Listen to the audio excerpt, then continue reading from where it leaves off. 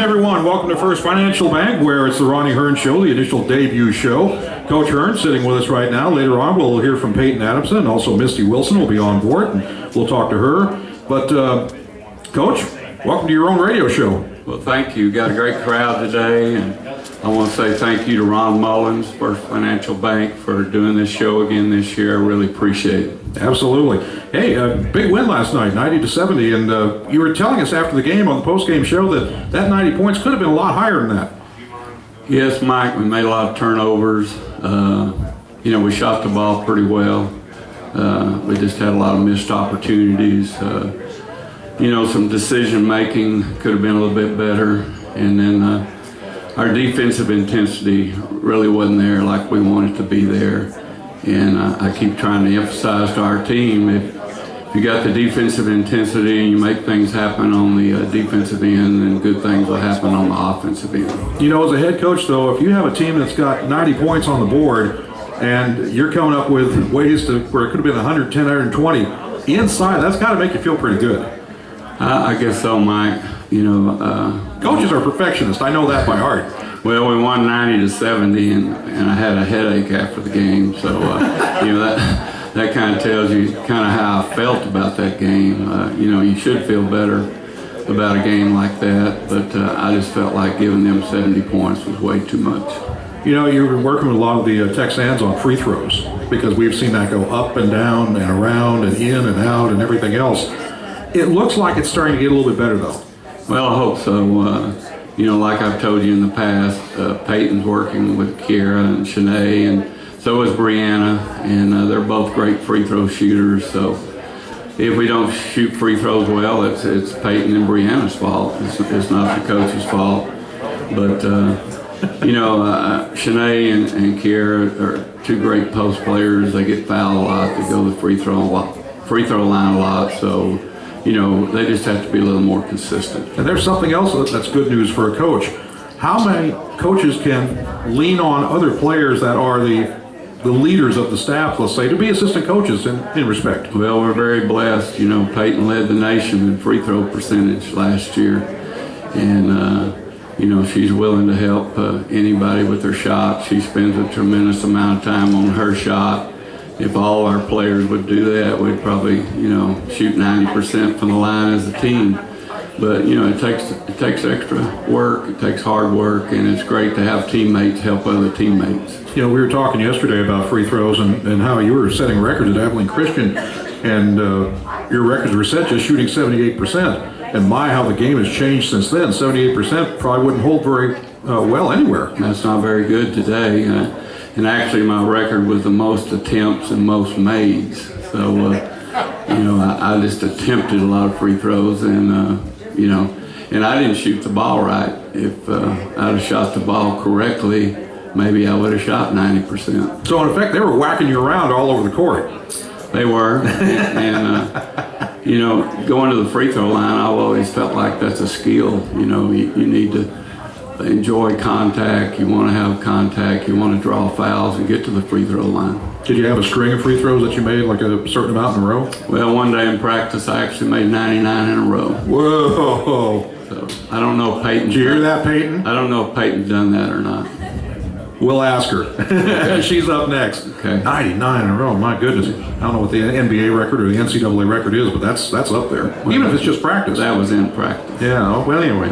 You've got Incarnate Word coming up, and they're right on the banister of everything. They're 5-5 on the year, and that's another team that's very hard to gauge. Well, I looked at the standings a while ago. I think they're 7-3. So why are they 7-3? I must have looked at the men's side. They're 7-3. They were 3-0 in conference until last night. They went to Commerce, and they lost that game. I think it was 51 to 60-51 was that score at Commerce. And they went the last 4 minutes and 42 seconds without scoring. Really? So Commerce is a muchly improved team from last year, though. So if you look at Commerce and what they're doing and what happened the last 4:42, the game that Incarnate Word played, I suspect that's the part of the tape that you study the most. Definitely. That should help us a lot. You know, we played Incarnate Word 3 times last year. We played them in the conference championship game, in the tournament in Allen, and we were real fortunate to win those 3 games. I know the one at Incarnate Word was really close.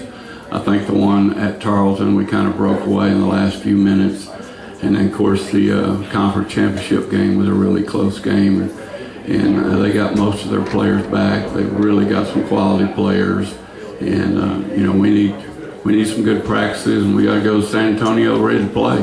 What's it like down there to play at Incarnate Word? Well, it's an entirely different environment than Wisdom Gym. It's a smaller gym, and they have practically no home court advantage. I know we went down there and played them once over Christmas holidays, and I think we had more fans than they did. So they don't have a lot of fan support. So to me, it's kind of like playing on really playing on a neutral court for sure. Really? Well, being the weekend, there could be some people coming down from Stephenville. I think there'll be a lot of people. You know, San Antonio's a great destination, and it's a 2 o'clock afternoon game, so hopefully there'll be a lot of people there. Well, see, there you go. Make it sound like a home game. Everybody comes down and has a good time in San Antonio and take the home court advantage away without even shooting. Right? Great. Right. Well, can't make it like Wisdom because there's nothing like that. Nothing like Wisdom Gym. No place whatsoever. What kind of practices are you kind of looking at here now that you're getting back into a regular flow of Wednesday basketball, Saturday basketball? How do you deal with your practices, especially when you're going on the road? Well, we're trying to practice about the same time that we do, during the school year. But we made an exception today so they could sleep in after a game last night. So we're going to have a video session at 1:30. I think they're going to lift weights after that, and then we're going to practice at 3:30 today. And then tomorrow we'll have a 10 o'clock practice and another video session on Incarnate Word. And then we're going to get on the charter bus at 2 o'clock and head to San Antonio. You going to have a walk through it all down there? We'll have a little shoot around tomorrow night, and then we'll have a walk through hopefully Saturday morning. What are shoot arounds like? Is it just, go ahead and go to one hoop and shoot 25 footers or what? Well, most of our shoot arounds are actually practices. They're not shoot arounds. Okay. But we usually have about a 45-minute practice and then a 15-20 minute walk through on their offense. So I guess to put it effectively, it's a relaxed practice. Well, it's a short practice. Short practice. Well, short, relaxed, that's about the same thing, I guess, when it comes down to it. Looking at the Lone Star Conference, and we're just starting out on this now, looking at all the rest of the schools who are involved with, who's the biggest threat? Who's the biggest dog on the block? And, as taking the TexAnns aside. Well, I definitely think there's 3 or 4. Abilene Christian, they've done really well. I think they're 3-1, 4-1 now in conference. They've got a really good team. Midwestern, I think they were ranked number 25 in the nation last week, and then they went to Portales and lost on Monday night. And then, of course, Incarnate Word, they were undefeated until they went to Commerce last night. And then WT is another one you always got to be worried about. If there's one part of the schedule that you look at and say, man, this is going to be a tough stretch, do you kind of play to that stretch? In other words, kind of pace yourself until you get there when you know you're going to need the extra fuel to get through it? Well, Mike, I don't think you can ever pace yourself, but we just try to take it one practice at a time, one game at a time. The only game that we're concerned with right now is the Incarnate Word game. How have you changed as a coach from when you started out and to now? Well, I hope I've gotten a lot better. When you're young, you think you know it all. The longer you coach, the more you realize you don't know very much about the game and about coaching and about players. So hopefully I've gotten better over the years. Well, Ronnie Hearne, we're going to have you back on toward the end of the show here because we're here for a half hour at First Financial Bank, and Peyton Adamson is coming up next. So you hang on and drum some support for us for San Antonio. Okay. TexAnn's head coach Ronnie Hearne, stand by. The First Financial Bank Ronnie Hearne Radio Show comes up with Peyton Adamson right after this. And welcome back to the Ronnie Hearne Radio Show here at First Financial Bank. I'm Mike Young, voice of TexAnn's basketball. With us now is Peyton Adamson, who hardly misses free throws. Well, you're gonna dispute me on that though a little bit there, because there's a couple of times I've seen you take a shot and you look at it like, what happened just then? That's very true. I've actually missed quite a few more this year than I would have liked already, but Why is that? Because I know it's hard enough, and especially too, maybe you can answer this a little bit. Why is it so tough for big guys who play basketball to not come close to a free throw? I even saw one, I think, on ESPN where a guy took his shot, free throw course 15 feet away, and only went 5 feet. I mean, how is that? With like post players, I'm not sure what the deal is. I don't know if they're something about their coordination. I'm not sure, but it does seem to be a little bit harder for them. That's for sure. Boy, that's for sure. Well, hey, I'm looking at your nicknames here, and oh dear. Yeah, I know. I see that. Okay, well, one is Pepe, and the other is Bulldog. Yes, that was actually given to me by my dad, and if you come to a game, you can hear him address me as Bulldog. Actually, when I was little, believe it or not, I used to foul out of every single game in the first half, and then I would just sit on the bench and cry for the whole second half because I couldn't go back in. And so I was overly aggressive, so somehow I got the name Bulldog. So you had to ratchet things down a little bit coming, from Rockwall over to here. Yes, I've learned. That was my young YMCA days. I have learned. Did you foul out a lot of games at Rockwall? I did not. Not No? I don't think I ever fouled out of a game. I think I had to sit out in the first half a couple of times because I had to, but I've never fouled out. Well, one of the things I always notice here is that you're the first one on the court and almost the last one to leave. Now, I beat you the last 2 times out here, if you want to count today, because I got here before you did. You did. But, and I consider that as a big victory, because I've never beaten you out. You're right. I like to get to the games early. I like to feel like I get lots of shots up and I'm not cold by any means starting the games. But you're right. You have been setting up before I've gotten out there. I'm not going to let that happen anymore. I know you had a big target on you, and I finally got there. You beat me. Yeah, I mean it. Well, how long does it take for you to warm up? I mean, it looks like you just, you can walk to the foul line in a blindfold and hit it. I don't know. Maybe I could, but I've never tried. I don't think I'm ever going to try that method. I like to, probably 45 minutes for a game, I like to just shoot for a long time. And like I said, I don't like to feel like I'm going into any kind of game cold at all. So, long time. And before practice, I like to get there about 45 minutes early as well. It's like I say, too, I saw a funny look from you once after you took a shot, and it was just wrong. It was way out there. And it was a shot you normally hit. Oh my gosh, sometimes the ball just leaves your hands and you're just, oh my gosh, please hit something, because you know it just is totally off. And it's probably one of those shots. I've taken a few of those, that's for sure. I know you took that shot, you kind of looked down at your hand like, what was that? What was that? Yeah. I don't know why it came off that way. Those are not my favorite kind of shots. Oh, man. So what do you work on? And we know you hit free throws. We know you can hit three-point shots. So if you have that down to where you want it, what do you work on in the interim?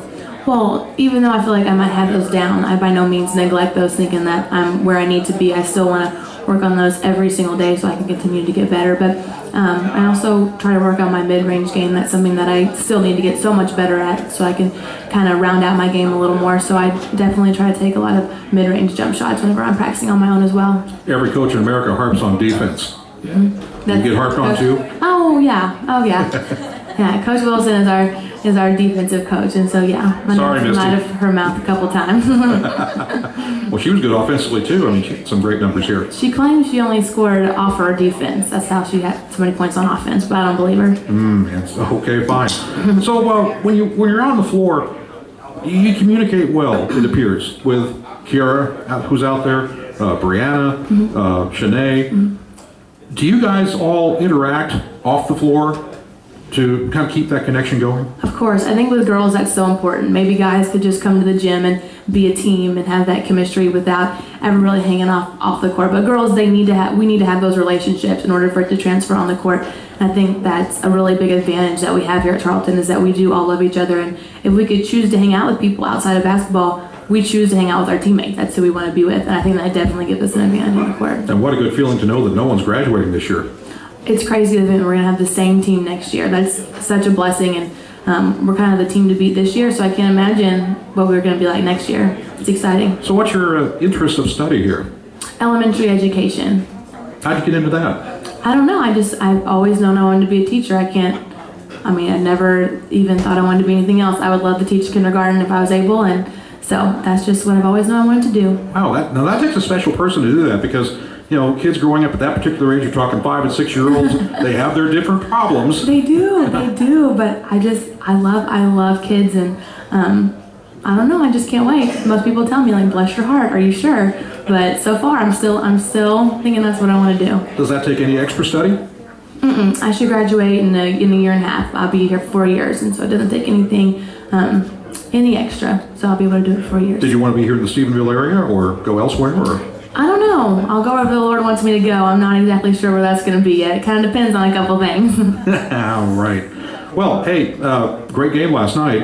Everybody scored last night. That was so exciting, yes. I know. That's one of the things that when you have a deep team like you guys have, when everybody scores, it seems like everybody just gets on a natural high and stays there. And that's what happened last night. I think it's so good for people's confidence. I mean, to be able to score in a college game is really exciting. And I think with our team, we have so many weapons, you kind of have to pick your poison. If you want to concentrate on one person, we have several other people who can go off for 20 any given night. So I think that really, really makes our team hard to beat because of how balanced we are. Of course, you have a road game coming up. We're going to San Antonio for Saturday.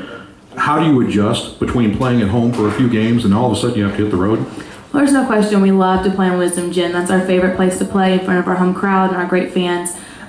You do kind of have to mentally prepare yourself a little bit more for away games, just knowing that you won't run out to a sea of purple, you know. But I think that we understand that every conference game is so important, and we can't take one for granted. And especially Incarnate Word, they're a great team who gave us a couple battles last year. So, like I said, we know going into every game we have a big target on our back. We're the team to beat, so we have to be ready to match everybody else's intensity each game. And of course, I understand that I have to arrive at the gym now at least 4 hours early in order to beat you out in the court. That's right. You're not going to beat me anymore. Because every time I walk in, you're shooting free throws. That's right. I'm thinking, I'm late again. You are. You're late. No, I'm just extra early. But don't beat me anymore. Did you do that at Rockwall? I did. I would shoot off of the JV game before our game would start. In the off season, do you pick up the basketball at all? Every day. Every day? Every single day in the summer, yes, I really do. You're obsessed. I know. It's probably not healthy. Well, thanks for being on, Peyton Adamson. We'll see you down in San Antonio. Yes, sir. Thank you so much. You bet. Peyton Adamson, guard of the TexAnn. Stand by. The Ronnie Hearne Radio Show will continue right after this. And back we are at the First Financial Bank Ronnie Hearne Radio Show. Come on down and see what we've got here. Ronnie is here, of course, with Peyton Adamson here. We're now joined by assistant coach Misty Wilson. 11 years as an assistant under Ronnie Hearne. Yes, sir. Why 11 years? It's been 10 years under Coach Hearne. Well, this is your 11th. Yeah. Yeah. So, but you've certainly learned enough to where you can go anywhere you want to here. Why do you stay? I love Stephenville. I love the program. I love our team. So. Okay. Well, Peyton was saying a moment ago that you kind of get on their cases when it comes to defense. Is that right? Yes. I sometimes I feel like we don't have enough want to play defense. We like to outscore people as opposed to playing defense. Okay, let me play investigative reporter then. How come you average 16 points a game then and you say it's all on defensive turnovers? Steals. I was quick and I was fast, so I could just steal it and lay it up. So you couldn't hit an outside shot? That's why my percentage was so good. I was shooting layups. Okay. Take note, Ronnie. She's learned a lot from you. A tremendous amount. Well, what are some of the things that you work on in practice? Is it just general agility, or is it just schemes, or something new in the playbook? It's just, making teams uncomfortable, pressuring people, playing team defense as opposed to one-on-one defense. Helping when we need to help, and recovering, things like that. Some of the things that you work on in particular intensely is it like you help out on free throws like everybody else seems to help everybody? No, as Coach Hearne said, Brianna and Peyton are our free throw coaches. So you kind of let them handle things. That's their job. So you're handling all the time. No, not necessarily. We kind of share that responsibility, and there's offenses that Coach Hearne knows better. There's offenses that I know better. It's just, sometimes he'll take the defense, and sometimes I'll take the offense. It's just a joint effort. How much game planning do you do for an average game? Me personally, or overall? Well, I break down all the film, and so I know. That way I know the opponent in and out, and personnel and things like that. So, then Coach Hearne and I will go in and watch film together, and then we'll kind of decide together, what the game plan is against them. Are you ever one of those coaches who watches film on the bus, either going or either leaving the scene or going to the scene? Not really. One, I don't like to work on the bus. I kind of like to rest because I don't get to do that very often, but no, I don't do that. Usually I do it before or after. So when you think about all the defensive schemes that you're working at and the game planning and things like that, when it comes down to the actual game itself, what area do you really focus on? Is it the front court defense or the back court defense, or what is it? Well, Coach Hearne most of the time is in charge of the post, and I kind of communicate with the guards more often. Really during games, I don't say that much to the players unless it's like a matchup thing, or I want them to guard somebody different. But Coach Hearne does the most of it. Yeah, Coach Hearne mentioned that you allowed 70 points last night, and that it could have been a lot lower. Mm-hmm. So you think in that nature, what should it have been if you had the turnovers at a low rate, etc.? What do you think it should have been? 40, 45, 50? Yeah, in a dream world, I think 40 would be great. But I think before every game, our girls set defensive goals, and Kingsville was averaging 62 points, and I think their goal was to hold them to 54. So, and in effect, it really wasn't that as bad as it could have been, I guess. 16 points is a lot of points. It's a lot, but you could have really been run over. Yeah, but ideally we want to stop people and not just try to outscore people every night. All right, how about Incarnate Word now coming up on Saturday? Because they're 7-3 going in, so you look at it from that angle, and defensively, what do you have to do? That's what I was talking. I think I was talking to Morgan the other night, and I was saying it's going to be a good game because Incarnate Word is a great defensive team. So we're not going to be able to go out and score 90 points against them. So if we're not going to score 90 points, that means we're going to have to get stops. And so our defense is going to have to be better against Incarnate Word. When you go on the road, you're doing a lot more things than just, thinking about the game, because you've got the girls to organize on the bus. You're going from one place to get a bite to eat, etc. And then on the way home, it's the same thing. Really, you're doing a lot more on the bus than just sitting there and watching the trees go by. Well, actually, I do just sit there and watch the trees go by. Morgan handles the arranging of the meals and hotels, and she does a very good job of doing that and staying on top of that. So Coach Hearne and I really don't have to think about that. How's the game changed for you since you played? I'd say it's probably a lot more physical. It's a very physical game. I think our last 2 games have been just very physical games, and it wasn't that way. When I played, it wasn't that physical. How would you have had to play? If you played now instead of back then, what would you do differently? Probably would have shot less layups because I probably would have got fouled a lot more. But I probably would have been a better 3-point shooter. Okay. So if 3-point shooters, Peyton, hits threes from time to time that barely ripple the net. I know that's impressive. Yeah. But again, she works very hard to do that. What are some of the better defensive players on the squad, in your mind? Right now, I would say probably Kiara Wright. She gets her hands on a lot of balls and steals, and she helps very well. And then Brianna Bledsoe has really, she didn't start out that way. She's really worked hard. She's worked with Coach Cole in the weight room and working on her quickness, and she's really, the last few games, been the one to guard. It looks like Brianna gets assigned to the top scorer over on the other side. Most of the time she does, if it's a good matchup, and she's a bigger defender, and and the thing about Bree is she's going to be where she needs to be and make those hustle plays like taking charges and getting on the floor, getting rebounds. She'll do that. All right, well, we'll see you on the bus tomorrow to San Antonio. All righty. Assistant Coach Misty Wilson of the TexAnns. Stand by. We'll have the wrap-up announcements, I guess if you want to call it that, and also, too, some things we're going to give away here. So stand on by. We'll be here at the First Financial Bank Ronnie Hearne Radio Show in just a moment or two. Stand by. And back we are on the Ronnie Hearne Radio Show from First Financial Bank, and we are wrapping things up here on our initial show. Got some things to give away. Ronnie Hearne will take care of that. A couple of Tarleton T-shirts. Is that it? Okay. Who are the winners? All right. The first winner, Mike, is Royce Harmon. Roy?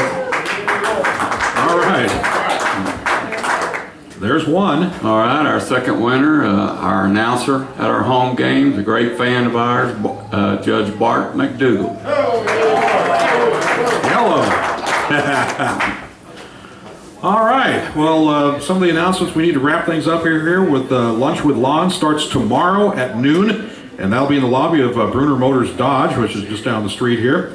Next Wednesday, the game versus Cameron at the Wisdom Gym. The TexAnns play at 6 o'clock, and the Texans at 8 o'clock, and it's $1 concession stand night there. I'd like to give a special thanks to CC's Pizza for providing the food here, and also thanks to First Financial Bank for sponsoring the show. That's of utmost importance.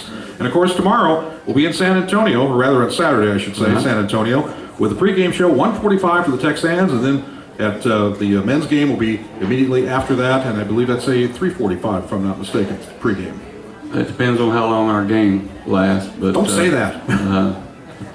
Around 4 o'clock the men will start. All right. Right.